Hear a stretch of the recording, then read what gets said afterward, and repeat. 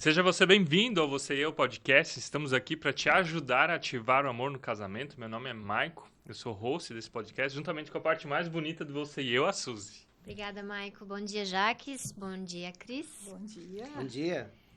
Jaques Kleiman, é assim? Sim. Kleiman Rodrigues de Souza, nascido em Quarto Centenário, interior do Paraná. Tem 52 anos, formado em Teologia pelo Seminário Teológico Batista do Paraná. Pastor Batista, 27 anos, pós-graduado em Aconselhamento Cristão pela FLT, onde o Maico se formou também. Aconselhamento Cristão, já falei, coordenador nacional do Programa de Mentoria Pastoral da Ordem dos Pastores Batistas do Brasil. Há 11 anos pastoreia a Primeira Igreja Batista Pioneira em Blumenau. E casado há 28 anos com Cristina Berwanger de Souza, que é formada em Administração de Empresas pela Uni-Ijuí, no Rio Grande do Sul. Também graduada em Aconselhamento Cristão pela FLT. Eles têm 2 filhos, o Matheus Berwanger de Souza, de 25, e a Ana Luísa Berwanger de Souza, de 22 anos, discípulos amados de Jesus. Muito bem-vindos. Obrigado. Obrigada. Gente, é um prazer ter vocês aqui nesse podcast. E nós queremos falar hoje sobre igrejas que curam. Não talvez de curas milagrosas, mas de cura emocional. Até porque, normalmente, quando nós acompanhamos casais, a gente percebe casais que têm uma caminhada de fé, que os problemas são muito menores do que aqueles que não têm nenhuma caminhada. Até um conselho que a gente dá. Estejam numa igreja, entrem numa igreja, façam parte do corpo de Jesus. E aqui, quero começar perguntando para vocês, o que levou vocês a serem pastores numa igreja? Indiretamente, né? Pastores, o que levou vocês a entrarem no ministério? Primeiro, né, um bom dia, boa tarde, boa noite, né, quando você estiver ouvindo, né? O chamado é um momento especial da vida de qualquer pessoa. E eu não entendo que o chamado seja só pastoral. O chamado é para qualquer área que você vai servir de forma que aquilo vai abençoar pessoas. Então, nossa herança, né, da reforma nos leva ao Martinho Lutero, que dizia: se você é um sapateiro, seja o melhor sapateiro, né? Se você vai ser um marceneiro, que seja o melhor, que a cadeira que você faça seja tão forte, né, e melhor do que todas as outras. Meu chamado, né, isso aconteceu já há alguns anos atrás, em 1991. Eu entendi que tudo que eu sonhava na vida, que eu imaginava ser na vida, eu ia até um certo ponto e pensava, mas por quê? E para quê? Então, eu me lembro que eu, na infância, tinha sonhos de ser super-herói, como todo mundo vinha, né? Sonhava. Já pensei em ser o Superman, o Batman, né? Pensei em ser um grande empresário, pensei em ser o presidente da República. Vários sonhos passaram na minha infância. Poxa. Não tinha muito o que fazer, né? Mas era audacioso. Quantos habitantes tem Quarto Centenário? Na época devia ter uns 2.500 habitantes. Não tinha nem semáforo tinha, né? Então, a gente sonhava. Mas o que veio quando eu tive uma experiência pessoal com Jesus? E aquilo me chamou a atenção porque virou a minha chave. Eu fui de uma igreja evangélica, né? Cris também nasceu num berço, né, cristão. Mas o que me chamou a atenção foi quando eu entendi, naquele retiro, que tudo que eu estava propondo a fazer naquele retiro, que era encontrar meninas e tal, né, e eu tinha ali seus 17, 18 anos, a pergunta quando eu cheguei é: quem você pensa que é? Isso foi muito forte. Eu vou dizer que foi uma das poucas vezes que eu tive uma voz audível, né? As pessoas dizem que ouvem, né, a Deus, né? Então, eu tive essa experiência de ouvir claramente quem você pensa que é. E durante todo aquele dia, né, aquela noite do retiro, foi uma ministração de Deus na minha vida de que eu poderia ser alguém só nele. Fora dele, eu seria apenas uma criatura. Nele, eu seria um ser à sua imagem e semelhança que viveria para a glória dele. Aquilo encheu de significado para mim.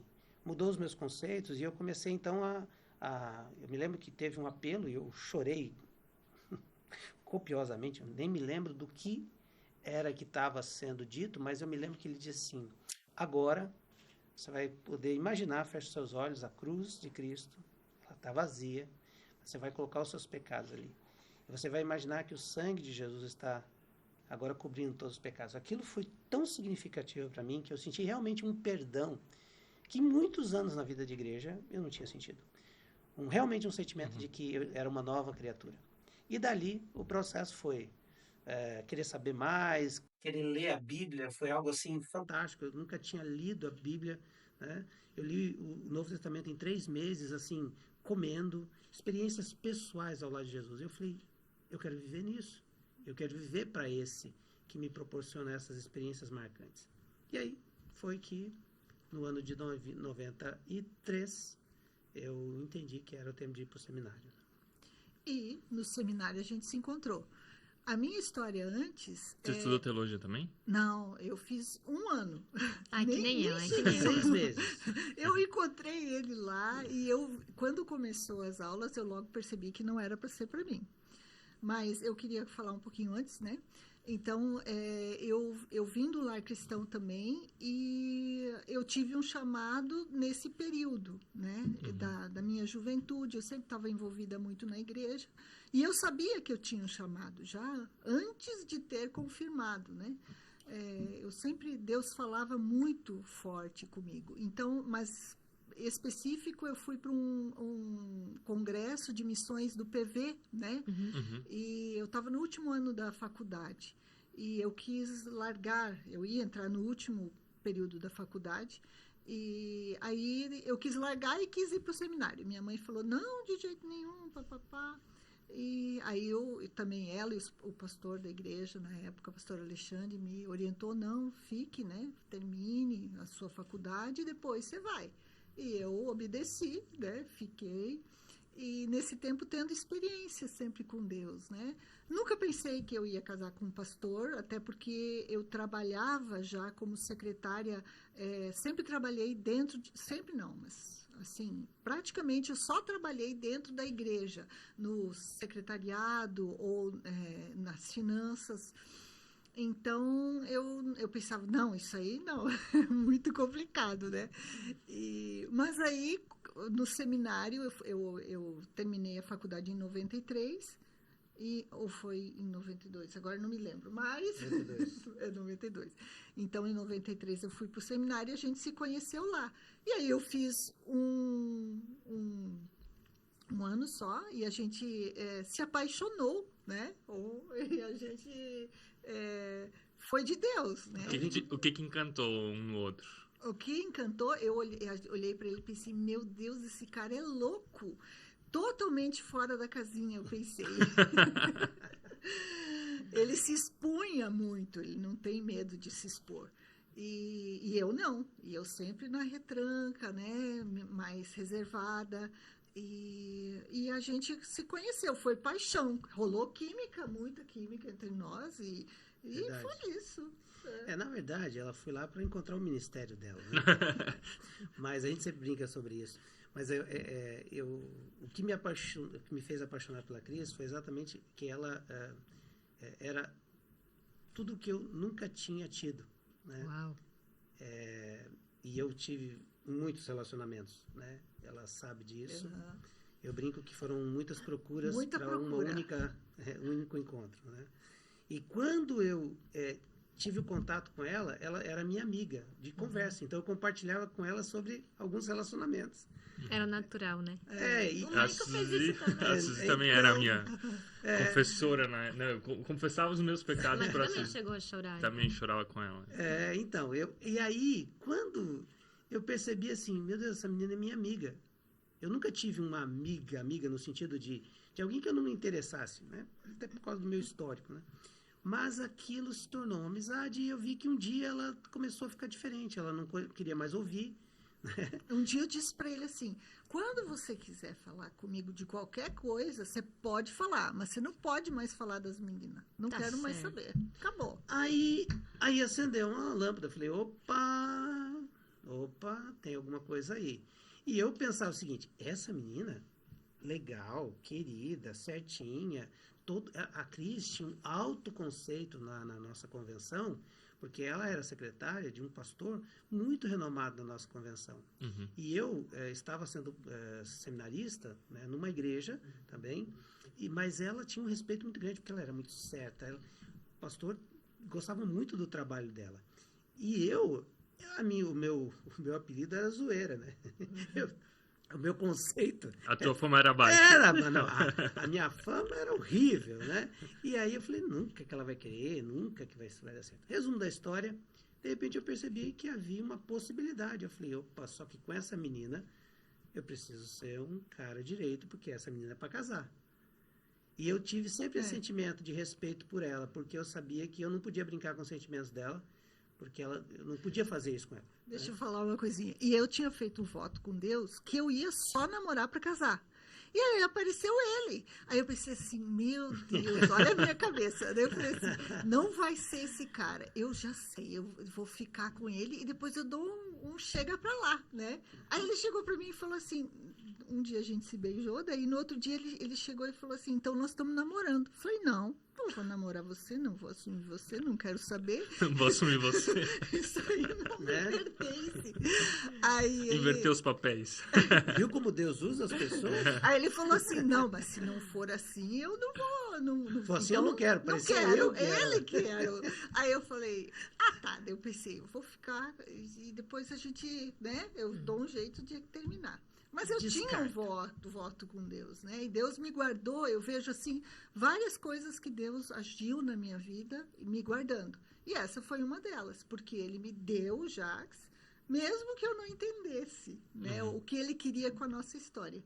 Então, isso foi muito bom para nós, né? Isso é tão marcante, né? Que no dia do nosso casamento, dia 6 de janeiro de 96, quando ela entrou, eu tive 2 sentimentos.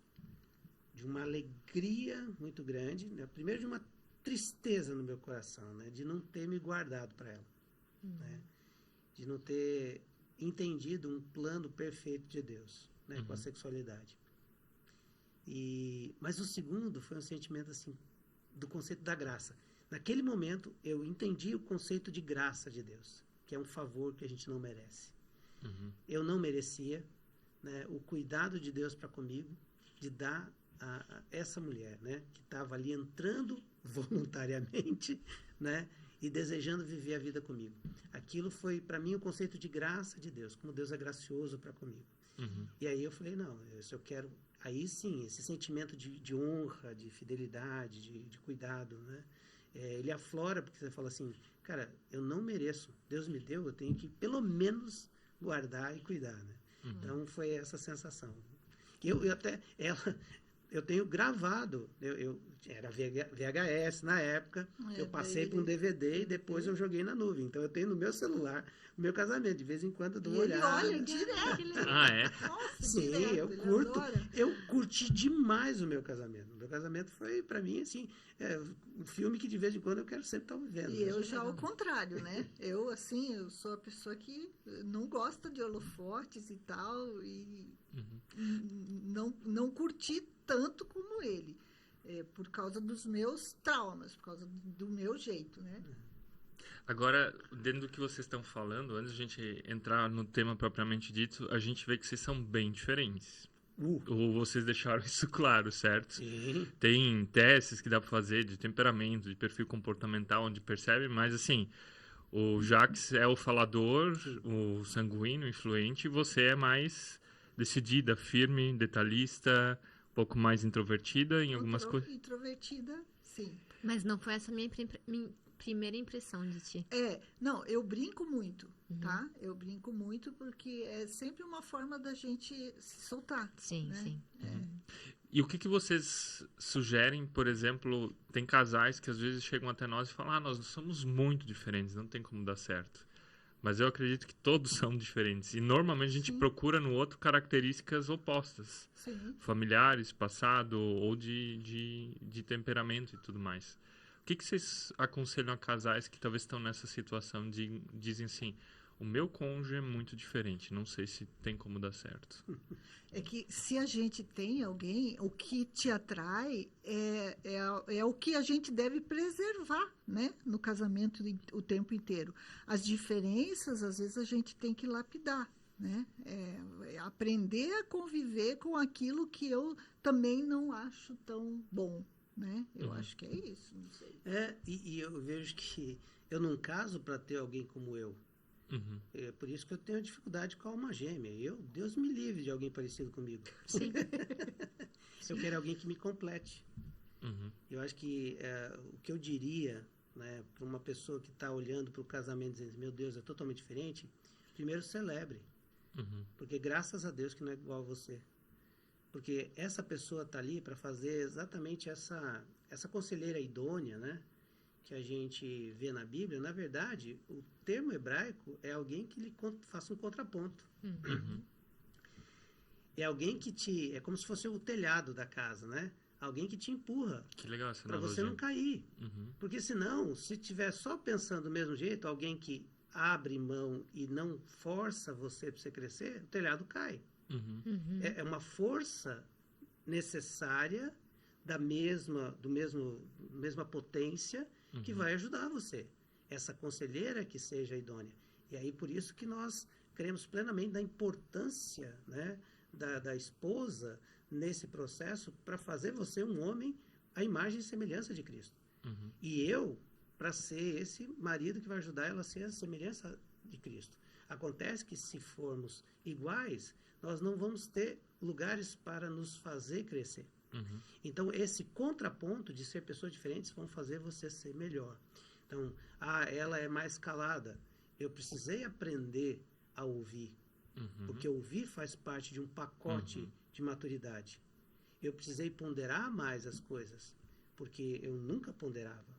O instinto é que regia. Você imagina só a compulsividade de alguém que vive só nos instintos. Sim. A Cris sempre pondera, pensa. A Cris não fala o que ela pensa imediato, né? Ela tem isso. Essas são características da personalidade dela que eu preciso aprender. Então, quando ela disse, eu gosto de brincar, isso foi porque esse é o meu lado. Uhum. Então, ela começou Tu aprendeu com ele. a se soltar mais. Agora, não existe alguém que só dá e outro que só recebe. Sim. É uma relação. E é por isso que eu digo, celebre as diversidades. Segunda coisa, aprenda com o seu cônjuge. Porque ele está ali para te ensinar a ser parecido com Jesus. Uhum. Esse é o objetivo. Você não está num ringue disputando com o inimigo. Você está num ninho de relacionamento de amor, onde alguém está interessado em te fazer parecido com Jesus. E esse é o investimento dele na sua vida. Quando a Bíblia diz lá em Efésios 5, né, quando ele fala sobre apresentá-la sem mancha e sem ruga, a ideia de que o noivo está chegando lá e apresentando, Cristo está apresentando a igreja ao Pai, transformada. Essa é a minha função um dia, quando Cristo partir dessa terra, é entregá-la a Deus, transformada à imagem e semelhança de Cristo. E ela, se eu for primeiro, me entregar ao Senhor como alguém que foi investido a vida, né, em nós dois. Por isso que não para. Né?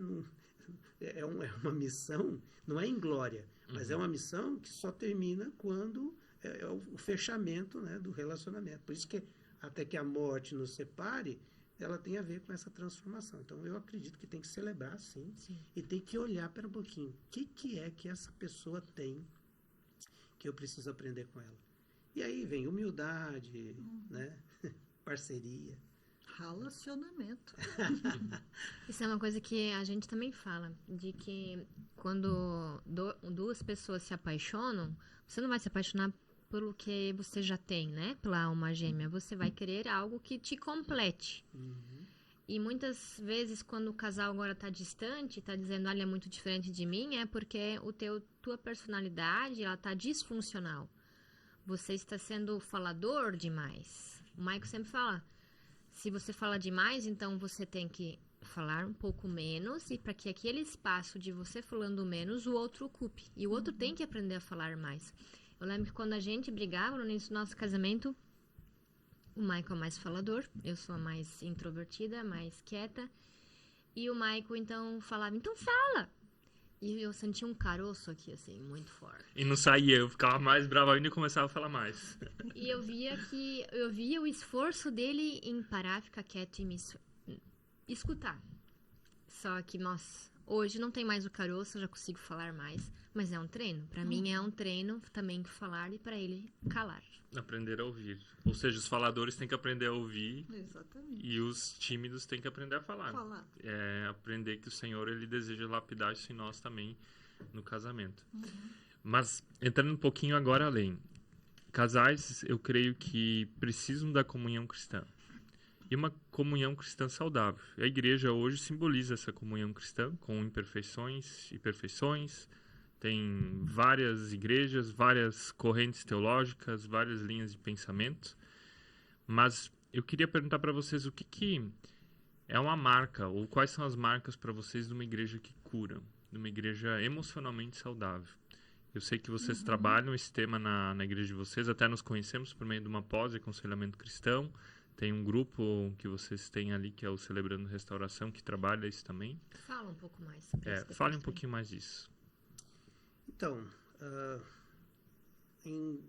quando chegou a pandemia, a gente, como pastor, né, e imagina só a quantidade de atividade que tinha em igrejas, né, cessou. Aquele conceito de igreja, de que a igreja é pessoas que vão a um lugar, né, se reúnem, fazem eventos, atividades e tal. Esse conceito de igreja, ele desmoronou. E eu me lembro que nós tínhamos uma equipe pastoral ali com 5 pastores e a gente se reuniu, né, online e falamos, a partir de agora a gente tem que repensar. E já havia no meu coração uma necessidade de fazer um processo de restauração na minha vida, né, de dificuldades e lutas, até mesmo por causa da minha sexualidade, né? Quando veio a pandemia, eu falei, é esse momento. E eu tinha cadê o livrinho mesmo? Pode deixar em cima da mesa, né? Os livros, Tinha O Espiritualidade? Não, Celebrando. A espiritualidade emocionalmente saudável foi... Caiu no chão. Não faz mal, gente. Tá tudo certo. Mas esse espiritualidade emocionalmente saudável foi, na minha vida, transformador. Esse aqui só tem o guia dos estudos, a Cris emprestou para alguém e ainda não chegou. Mas ele foi o início, né, dos livros que a gente começou a ler, né? Alguns amigos nos... Isso já antes da pandemia. Antes da pandemia, né? E aí, quando veio a pandemia, eu tenho mentalmente um freezer, que eu coloco as coisas que são para ficar no stand-by. Por causa da minha compulsividade de fazer as coisas e fazer as coisas sem pensar, ou com muito ímpeto, eu agora, né, há uns anos, fiz um freezer imaginário, que eu coloco as ideias lá. E quando eu sinto que é um momento de Deus, eu puxo as coisas do freezer. Eu já tinha ouvido desse conceito. Eu vi como um mosaico. Você põe as coisas lá, enquanto você precisava da peça, você traz ela. Eu fiz essa por causa de uma situação que eu passei numa igreja anterior. Eu comecei um projeto e, de repente, todos foram contra. E aí eu peguei o material e eu tinha recebido um freezer, só que ele era 110 e lá era 220. Então ele não funcionava. E aí eu usei ele como guardar as coisas. E eu coloquei o material do curso, eu coloquei dentro do freezer. Aí eu falei, cara, isso aqui é uma analogia muito boa. A hora que eu tiver com a ideia louca e tal, que não sei se tem o aval de Deus, eu vou colocar nesse freezer aqui imaginário.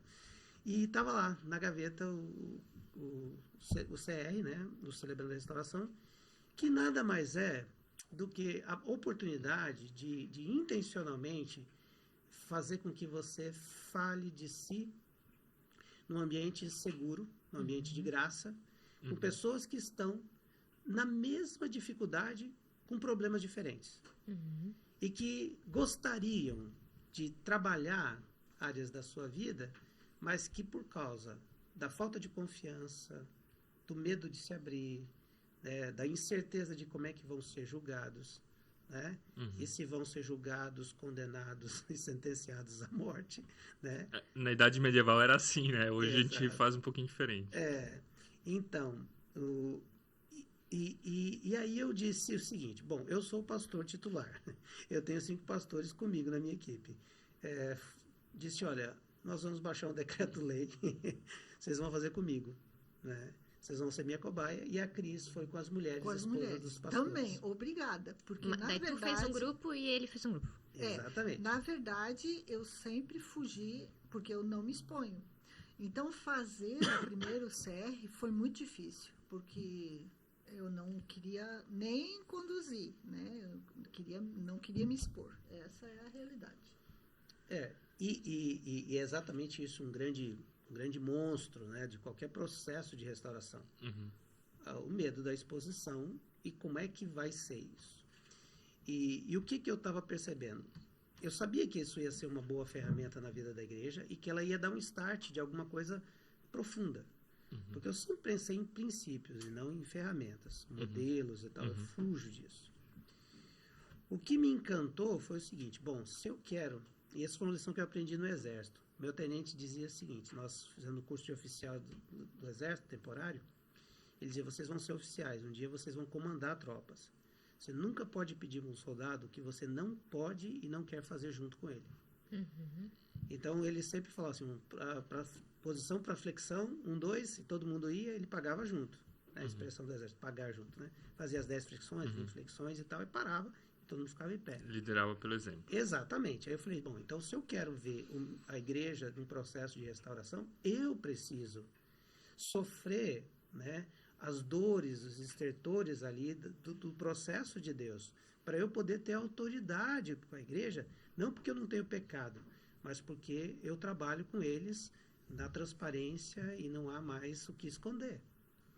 E aí foi uma virada de chave, porque a grande dificuldade minha estava na questão... Grande dificuldade, então várias dificuldades, né? Eu já estou no meu 9º CR, né? Porque tem pastores também, que agora na mentoria de pastores a gente faz, se der tempo a gente fala um pouco sobre isso.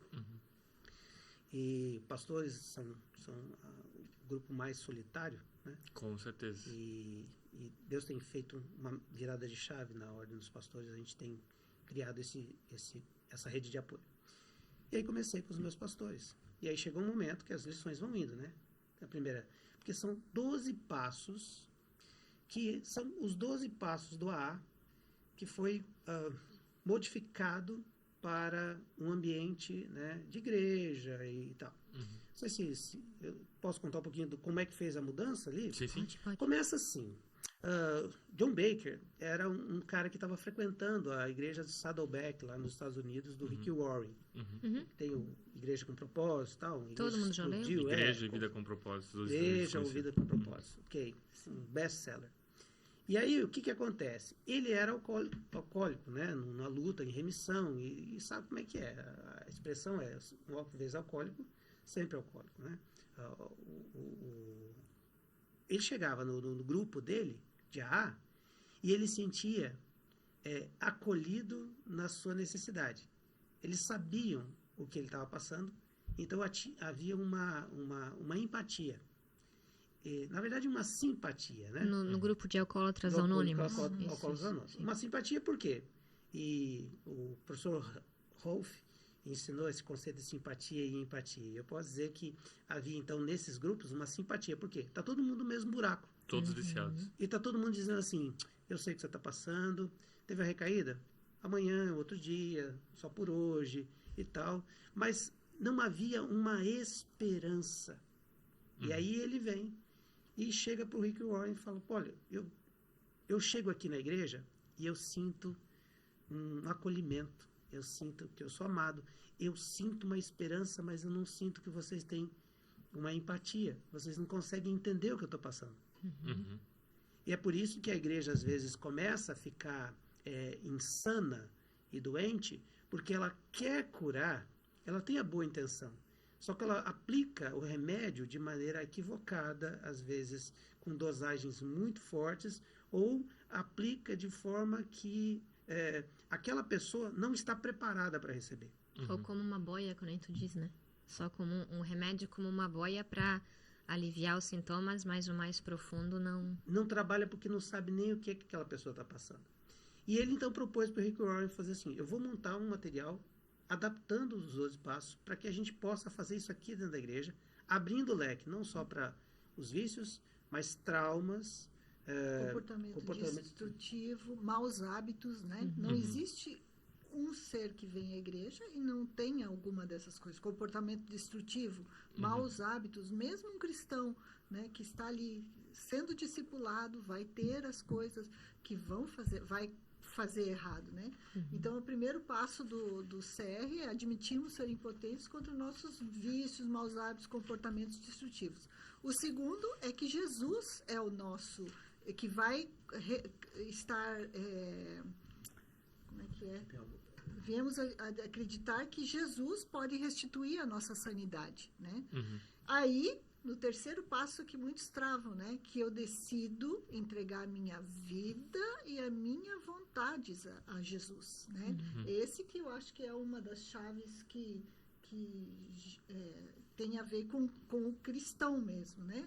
Porque aqui você entrega não só a sua vontade, mas a sua vida a um poder que é o poder superior a Jesus. Aí vem a questão... Deixa eu só fazer uma pausa. E eu acho que é bem importante, dentro desse passo que vocês falaram, do terceiro, porque está tudo de alguma forma ligado. Eu, na minha caminhada cristã, me entreguei a Jesus, mas eu não sei se eu entreguei os meus hábitos, meus vícios, meu passado, os meus traumas, meu histórico familiar, realmente aos pés da cruz, lá naquele dia onde você faz aquela oração de conversão e de entrega, né? Aconteceu comigo com 15 anos. Mas todo esse processo que você começou a descrever, na minha vida começou há 4 anos atrás, num grande momento de crise. Também na pandemia, um pouquinho antes, um dia que eu era pastor dos jovens e não veio ninguém. E eu fiquei me perguntando, o que eu estou fazendo de errado? E eu, claro, era outro contexto alemão, outra forma das pessoas viverem, mas eu jogava futebol com a gurizada, saía com eles, ia comer com eles, e não veio ninguém uma determinada noite. E naquela noite o Senhor me falou, não é o que você está fazendo de errado, mas é o que você não está sendo. E daí ali virou uma chave onde eu entrei numa mentoria de pastores, justamente falando sobre cura emocional, inteligência emocional. Ali o Peter Scazzero também. E ali é que eu conheci o Peter Scazzero e eu entendi, a questão não é o que eu estou fazendo, né? E para mim uma das marcas de uma igreja, eu vou dizer que não está vivendo saudável, é uma igreja ativista. Onde você fala de Jesus, mas não vive com Jesus. E viver com Jesus é deixar ele chegar em todas as esferas e todas as áreas da nossa vida. Desculpa, Cris, mas eu só queria falar isso porque na minha vida eu entendi isso. E às vezes a pessoa está procurando ferramentas, formas, o fazer, mas às vezes nem é fazer, é dizer transforma em todas as áreas. Renova-mente e chega em todos os pilares. Exatamente. E aqui, uma coisa interessante do CR é que ele trabalha não só o relacionamento com Deus, porque as igrejas trabalham muito relacionamento com Deus, certo? Mas o relacionamento com Deus passa pelo relacionamento com o próximo e olhar para mim. Então, esse é o grande. O quinto passo é admitir para Deus, para nós e para outro ser humano. E aí, nas igrejas, as pessoas não... eu vou confessar. Eu confesso aqui só comigo e Deus. E eu não preciso... eu não vou dizer para ele o meu pecado, né? Eu, Cris, sou uma discípula amada que luta contra a depressão. Eu tenho depressão muitos anos. Fuga, medo de me expor, ansiedade, né? São as coisas que eu luto. E eu preciso ter pelo menos uma pessoa para quem eu vou dizer assim, olha, hoje está difícil, Suzy. Eu preciso de uma ajuda, ora por mim. Você pode me ouvir? Sabe? Essas interações são necessárias. E no CR a gente começa a ter um grupo onde eu vou poder dizer, olha, eu estou lutando contra a minha ansiedade, né? Tal coisa aconteceu comigo, me irritou e tal. Então, deixa eu de novo, mas quando você falou isso, preciso confessar para Deus, para mim mesmo e para o meu próximo, né? Uma vez eu estava acompanhando uma pessoa e ela falou assim, traí há muito tempo atrás o meu cônjuge. Deus já me perdoou, né? Não preciso falar para ele. Foi a pergunta que a pessoa me fez. Eu falei, sim, Deus te perdoou. Mas você precisa falar isso pro teu cônjuge. O fato de ela estar em dúvida já mostra que ela, né? E daí ela queria a minha afirmação no sentido de que eu falasse para ela que tá tudo ok, mas no meu entendimento isso vai muito em conta. É você confessar isso, é verbalizar isso. E o que é interessante é que é o único lugar, a construção de uma rede de apoio, que é a proposta, quando você tem um grupo, né, só de homens e mulheres para você compartilhar a sua vida, ou responder as perguntas, a Cris depois vai falar um pouquinho mais, né, que você começa a ter que gerar um sentimento de grupo, de pertencimento. Aquele grupo está ali para me ajudar. E é no único lugar, um grupo, uma rede de apoio, que você realmente pode exercer Tiago 5,16. Confessai as vossas culpas, pecados uns aos outros, orai uns pelos outros para que sejam curados. O texto bíblico, eu sou pastor há 28 anos, foi o único lugar nessa minha rede de apoio que eu pude exercer Tiago 5,16 na sua plenitude. Eu pude confessar meu pecado, porque veja, todo pecado que você comete a Deus, ele também pode ser um pecado contra o próximo e contra você mesmo. E quando a Bíblia diz que eu tenho que amar a Deus acima de tudo, ao próximo como a mim mesmo, é que essas três pessoas, elas são afetadas pelo meu pecado. Ou elas são abençoadas, ou elas vão ser, ou Deus vai ser glorificado e as pessoas abençoadas com os meus acertos, ou os meus erros vão trazer dificuldades com as minhas relações. Então, quando eu peco, eu também devo. Então, se eu agredi você nas minhas palavras, eu pequei contra você e pequei contra Deus. Então, eu tenho que pedir perdão a Deus pelo meu pecado que eu fiz contra Ele, porque eu fiz algo contra o ser, imagem e semelhança dEle, mas eu preciso pedir perdão para você. Agora, quando eu confesso o meu pecado a você, você se torna o agente de Deus para me trazer a cura do perdão. Você não me perdoa, porque você não tem esse poder, mas você se torna alguém como ouvido de Deus para dizer, na cruz, Cristo já te perdoou.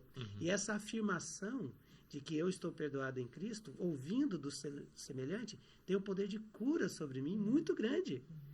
Glória a Deus por isso. E aí, essa pessoa ora por mim e gera esse relacionamento agora, porque imagina só, você se tornou parte da minha vida, sabendo da minha história, você se torna responsável, sim, por mim, em oração, e quando você ora por mim, pedindo a Deus que perdoe, esse poder espiritual é extremamente poderoso. Porque há empatia, há amor, há relacionamento, há transparência, há vulnerabilidade, há uma entrega, né, para que Deus possa usar você para ser instrumento de bênção na minha vida.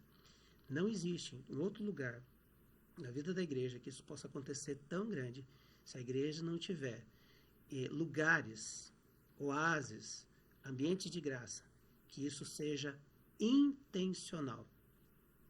Não vai acontecer naturalmente. Eu vou me esconder até o ponto que eu puder. Quando estourar, já não vai ser mais um problema, já vai ser uma catástrofe. Não vai ser uma doença, já vai ser um fato terminal. Quando explodir, já não tem muito o que fazer ou fazer, vai ser paliativo. Agora, quando eu intencionalmente confesso, ali Deus começa a agir e trazer um recomeço poderoso.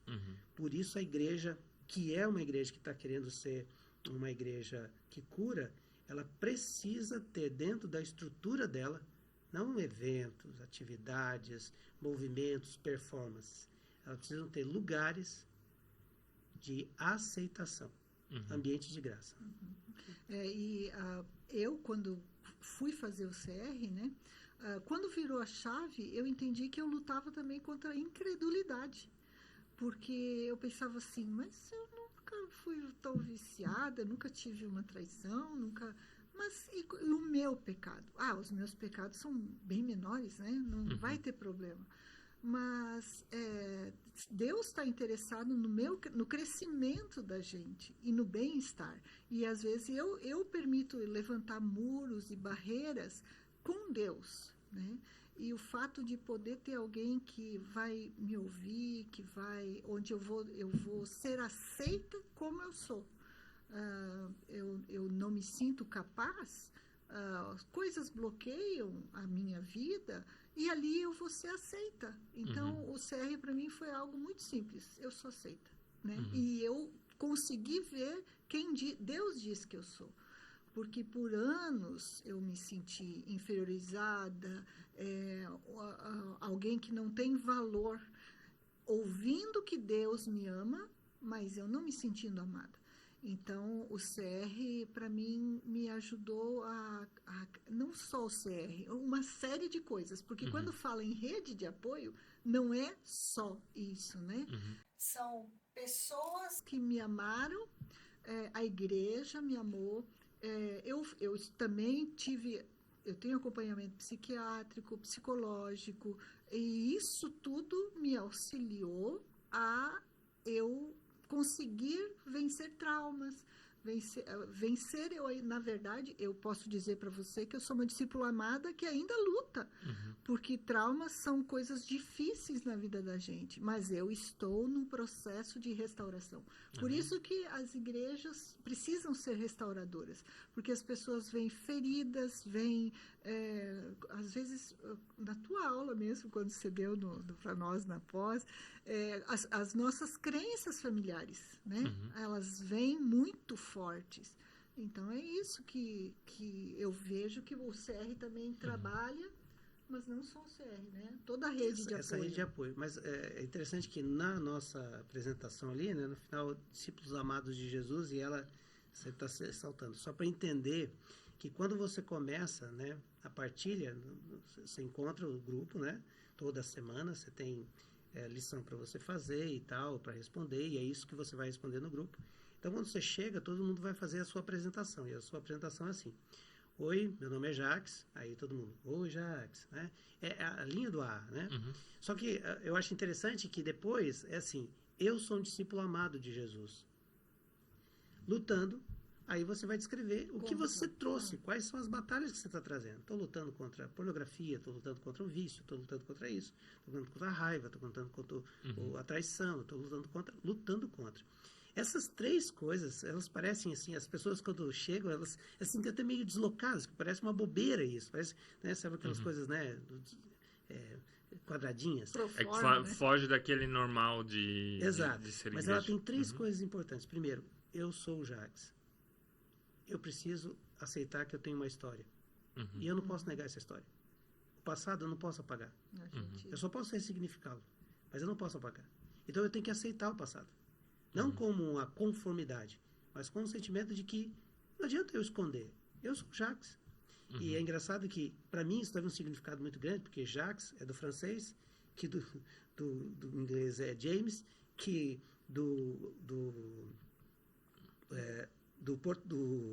Latim? Não. Do latim, não. Do grego? Do hebraico. Hebraico. É Jacob.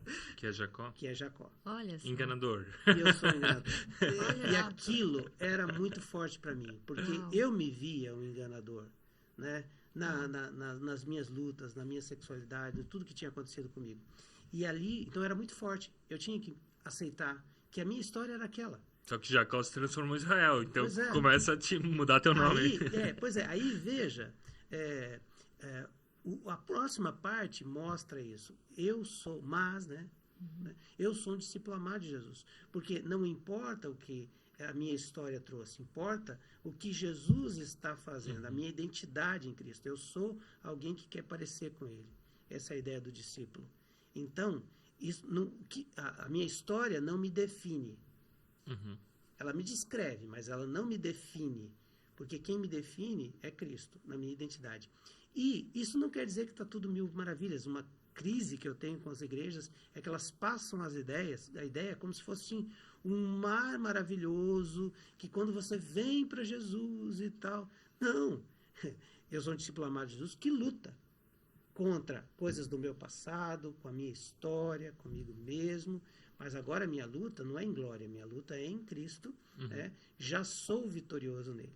Então, quando a pessoa começa semana após semana, entender essa dinâmica, esse já é um processo de cura. Porque não é mais culpa do passado. Agora é responsabilidade com o que eu vou fazer com o futuro, porque em Cristo eu sou credenciado, capacitado pelo Espírito Santo para poder vencer coisas que eu jamais venceria sozinho. E foi esse o ponto que fez a virada de chave para mim, porque eu vi na minha história um abuso que eu tinha desprezado, porque você despreza isso para não doer, e um dos passos é a negação. né? Você nega a história. E aí desencadeou uma sexualidade distorcida. Eu percebi no sexo uma fuga, né, de um monte de coisa.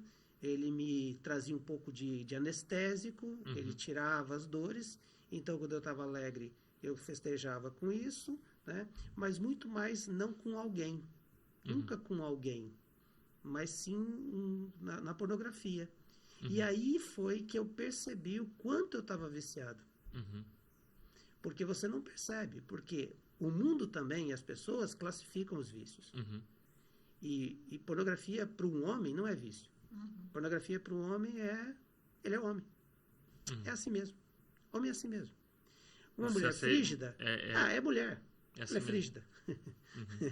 Né? O homem E aí, quando isso foi deixado claro que isso era algo que precisava ser tratado e que eu não podia mais negar a minha história, foi no CR, com os meus colegas pastores.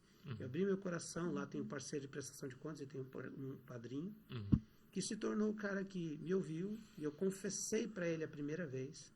Depois veio a reparação, porque, na verdade, quando ele veio falar para mim, porque o CR tem o passo 8, que é a reparação. Pode falar, né, meu amor, dos passos da reparação. Porque mas quando ele veio falar para mim, foi algo difícil para mim, porque é como se fosse uma traição.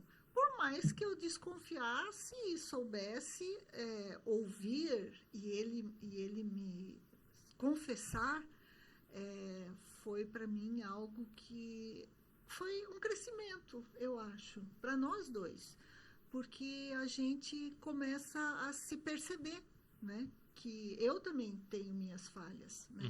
E nesse lado, para mim era mais tranquilo, né? Infelizmente.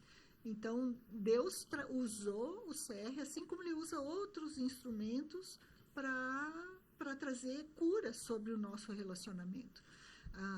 Depois acho que a gente podia falar das células também da igreja. Isso, mas eu queria usar isso, porque o processo, né?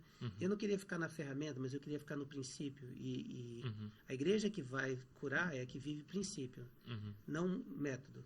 Porque método, se não tiver a intencionalidade do coração, não muda. Por isso que eu disse, enquanto a liderança da igreja não passar pelo processo de cura, não vai curar seus membros. Deixa eu só ler aqui o passo. Se eu só terminar esse raciocínio, daí você lê, que é o raciocínio que você começou, que é muito importante. Qual foi o desafio? Eu confessei para o meu parceiro de prestação de contas, para o meu padrinho.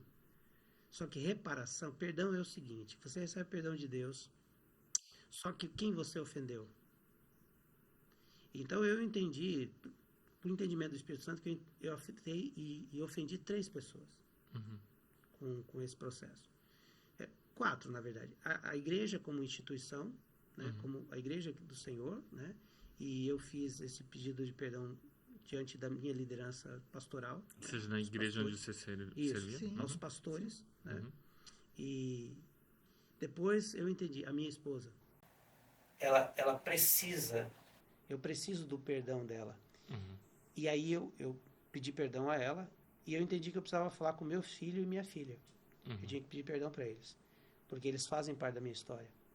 Primeiro você falou com eles. Comigo, não, primeiro eu falei eles. com você. Primeiro com você, depois com o Mateus e depois com a Ana. E aí, o que acontece? Qual que é o processo de reparação? Pedido de perdão é uma coisa, o outro dá o perdão. Mas a reparação é agora o que você vai fazer de diferente para reparar isso. Então, primeiro, a confiança, né? Acesso a tudo que eu tenho à disposição. Não há nenhuma coisa bloqueada para que ela tenha essa liberdade de que, se ela quiser fuçar o celular, ela tem todo o direito, porque isso é processo de reparação. Segundo, o que eu fazia? Era a solidão? Agora não, eu preciso estar mais perto dela. Eu preciso investir nela. Eu preciso conquistá-la mais. Eu preciso ser mais dócil com ela. Na pornografia, a energia que vai para a pornografia não vai para o casamento. Exatamente. Né? Isso é lógico. Né? Então, pensando em várias outras coisas, né, que a gente pode colocar dentro do assunto, né? Você precisa. Então, se você é um pai omisso com seus filhos, maltrata os filhos e tal, você pede perdão para eles, ok, mas agora a reparação essa omissão não pode existir mais. Se você não sai para passear, agora você precisa criar uma intencionalidade, não é obrigação, mas uma intencionalidade de disciplina, dizer assim, é lei. Eu vou sair uma vez, você tem que começar pequeno, né? Uma vez por semana com o Zezinho. Eu vou sair com ele, nós vamos brincar. Eu gostaria de estar assistindo futebol, mas eu vou fazer porque eu preciso que ele entenda que há uma reparação do tempo que eu fiz ele perder, que eu não proporcionei para ele, pelo menos eu estou fazendo alguma coisa como reparação. Então, é muito ensinado, né, meu amor? Quais são os passos da reparação? São 4 passos, né, de reparação? 3. Primeiro, no passo 8, fizemos relação de todas as pessoas a quem prejudicamos e dispusemos-nos a fazer reparações a todas elas. Isso dói. Né? Aí no 9, fizemos reparações diretas a tais pessoas, sempre que possível, exceto quando fazê-lo implicasse prejudicá-las ou a terceiros. Né? Então, não. Porque algumas reparações, a ideia da reparação é construção e edificação. Aquilo que vai destruir não é reparação é o olhar para frente. Exato. E não queira resultados diferentes fazendo sempre a mesma coisa. Exatamente. Porque, por exemplo, se você tem um relacionamento com alguém, né, e de repente você vai lá e esse relacionamento, ele está casado, essa pessoa está lá estruturada e tal, você vai destrói esse relacionamento tentando fazer reparação, você não fez reparação. Né? Em casos assim, nomeado que você faça a reparação do processo com você, com Deus e com a sua família.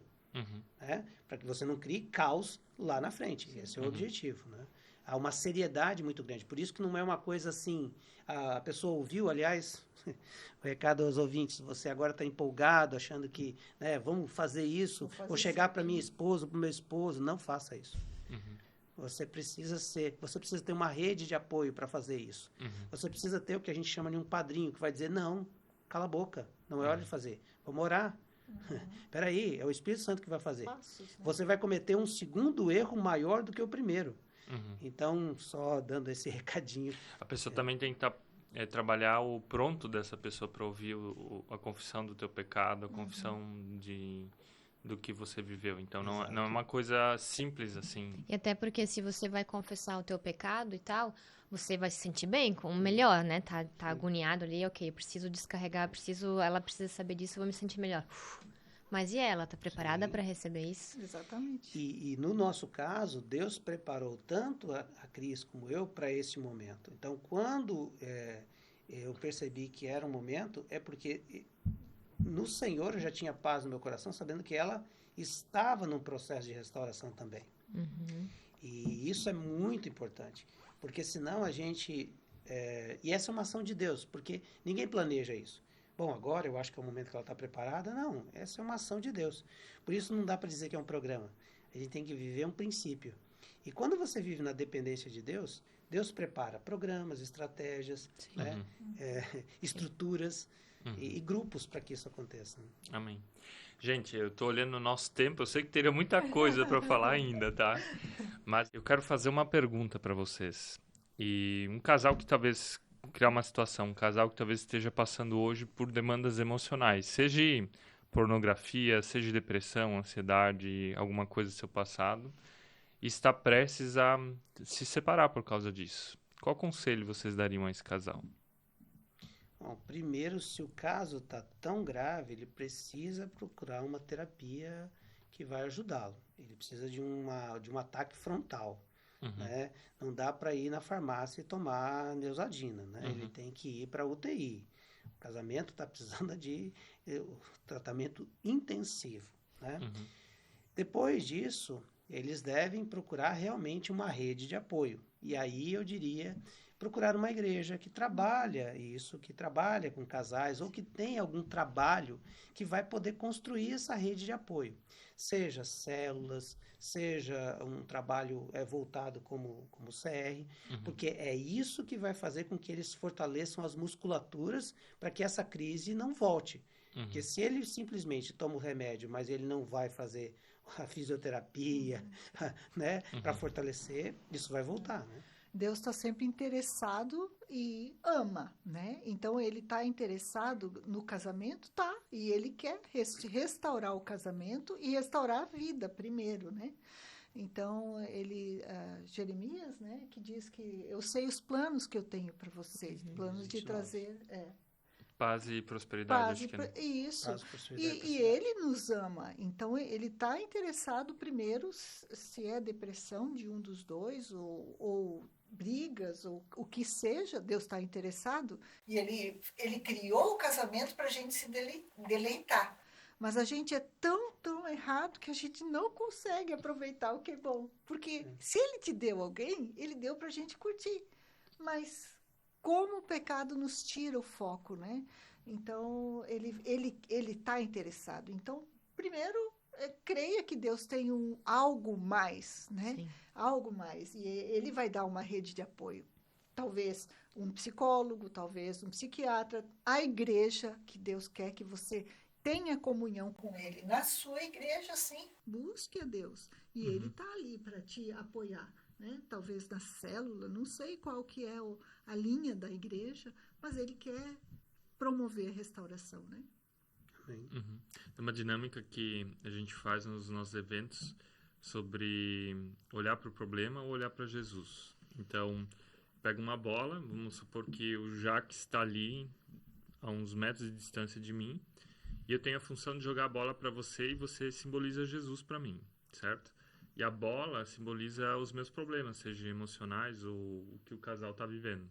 E daí eu peço para a pessoa, joga a bola para mim, joga a bola para Jesus, mas não olha para ela, olha para os problemas. E normalmente quando ela olha para os problemas e tenta jogar para Jesus, não chega lá, porque você está com foco aqui. Daí eu faço uma segunda vez, onde eu peço para a pessoa segurar a bola com seus problemas, mas fixar no alvo. Você falou disso antes. E daí você acerta, e os problemas chegam no lugar certo. Então, eu gosto dessa dinâmica porque ela faz você perceber. Quando o meu foco está no problema do casal, o meu foco está na pornografia, o meu foco está naquilo que, de alguma forma, está fazendo com que o casal não se entenda, normalmente você não chega no objetivo final. E esse é, na verdade, o primeiro mandamento. Amar o Senhor acima de tudo, buscar o reino de Deus acima de todas as coisas. Pai nosso que estás no céu, santificado seja o teu nome. Ou seja, é um princípio bíblico que se repete. Há um psicólogo, terminando, há um psicólogo que inclusive já faleceu, ele tinha uma terapia muito interessante, ele dizia que não há problema que a intimidade com Jesus não cure. E eu tenho uma frase no meu coração que é assim, eu sempre digo, né? Eu estou curado só por hoje, não porque não tenho a doença em mim, mas porque tomo remédio todos os dias e o meu remédio chama-se Jesus Cristo. A palavra que eu digo é essa, não há nada que a presença e a intimidade com Jesus não possa curar no relacionamento, na sua vida, não há nada. Jesus Cristo é não só um Salvador, mas ele quer ser Senhor, e quando ele é Senhor, ele administra, ele governa, ele rege, e aí ele muda. Amém. Gente, muito obrigado por estar aqui. A gente tem um presente sempre para os nossos convidados, que são os nossos 2 livros, o Geração Pornô e o Ativo Amor no Casamento. Muito obrigada. Então, que Deus Muito abençoe vocês com eles. Muito obrigado. E para você que está nos ouvindo e vendo aqui, se isso aqui fez sentido para você, compartilha com o teu cônjuge, compartilha no grupo de WhatsApp da tua igreja, do teu pequeno grupo, faça esse conteúdo chegar em quem precisa de cura emocional, de igrejas que precisam de cura emocional, casais que precisam de cura emocional. E se você talvez está nessa situação, numa situação difícil, dê um primeiro passo. Deixe Jesus quebrar o teu orgulho, vá buscar alguma ajuda, seja lá na tua igreja local, com um pastor, com um profissional. Nós temos a nossa mentoria de casal, que também é uma forma de você buscar ajuda, mas saia do seu lugar, saia da sua zona de sofrimento, que talvez seja a tua zona de conforto. Não faça a mesma coisa pensando que vai ter resultados Exatamente, diferentes. exatamente. Gente, muito obrigado pelo tempo que passamos juntos. Obrigada. Que Deus abençoe vocês grandemente. Amém. Muito obrigado pelo convite.